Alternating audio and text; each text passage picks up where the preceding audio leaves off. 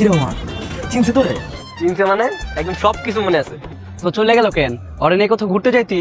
আরে যাবো আজকে একটু ব্যস্ত, আজকের কাজ আছে, কালকে ওরে ঠিকই ঘুরতে নিয়ে যাবো। কসকি মামা, কালকে তো তাইলে তোর ঈদের দিন রে। কিরে বাজারেতে গেছিলি? হ্যাঁ বাবা। আচ্ছা যাও। মা শোন, বলো। তোর সাথে একটু কথা আছে। তুই তো কিছু জানালি না, আফ্রিদিকে তোর কেমন লাগলো, তোর পছন্দ হয়েছে কিনা?